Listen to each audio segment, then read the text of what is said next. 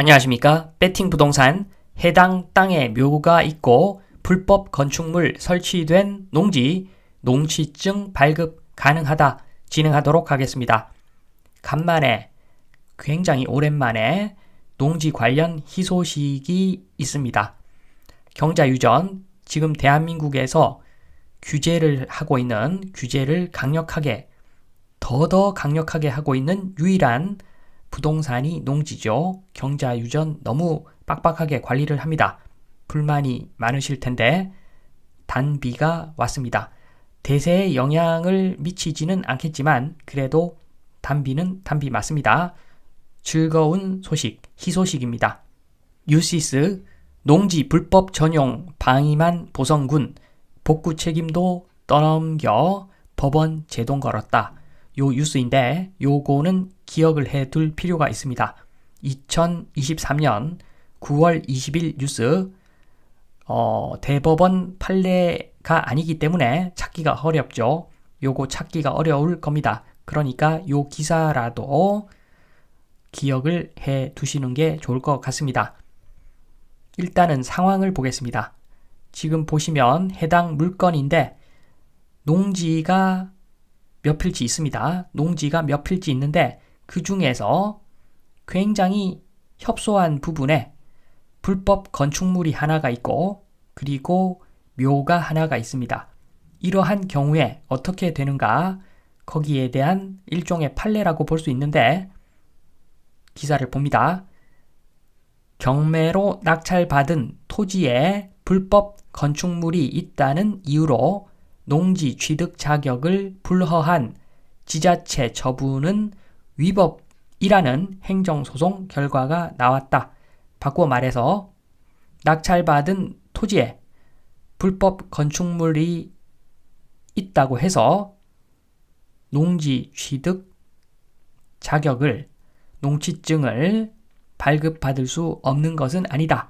한마디로 농지증 발급받을 수 있다. 이러한 경우에도 요게 결론인데 구체적으로 좀 보면은 A씨는 지난 1월 6일에 보성군 조성면 토지 4필지에 대한 경매 절차에서 최고가 매수 신고인이 됐다.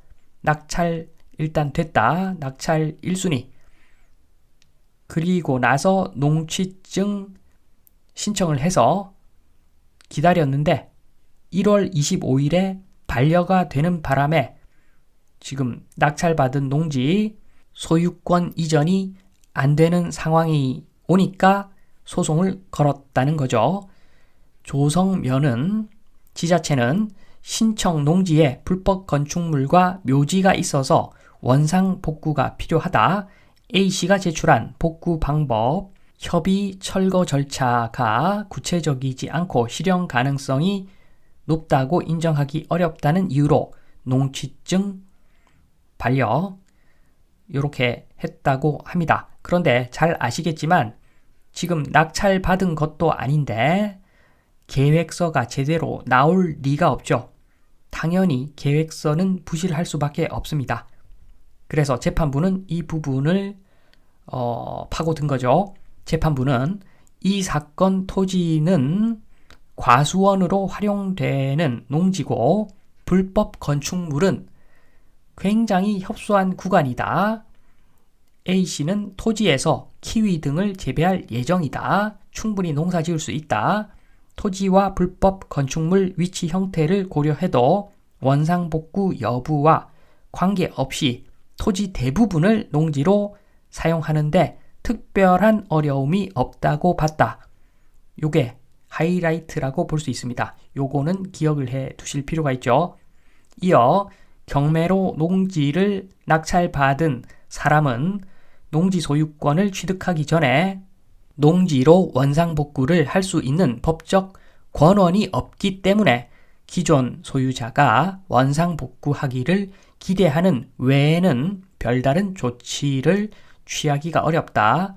이 상황에서 농지상 불법 건축물을 이유로 농지증 발급이 거부되면 경매 절차에서도 매각 자체가 허가되지 않고 농지 불법 전용도 장기화되기 때문에 농지의 효율적 이용이라는 농지법 입법 목적에도 반하는 결과를 초래한다.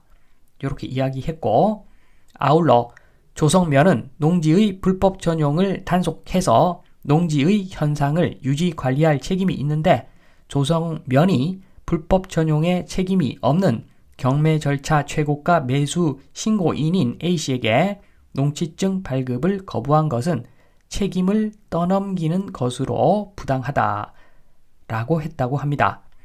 그래서 지금 다시 보시면 굉장히 즐거운 소식인데, 기억할 것은 전체 농지 중에서 일부에 불법 건축물이 있고 묘가 있다. 이러한 경우에 그냥 낙찰 받으시면 된다는 겁니다. 낙찰 받고 농지 대부분에서 농사를 지을 계획이 있다면 그러면 그냥 농지증 발급 가능하다. 요 점을 기억하시면 된다 말씀을 드리면서 이만 마치겠습니다. 감사합니다.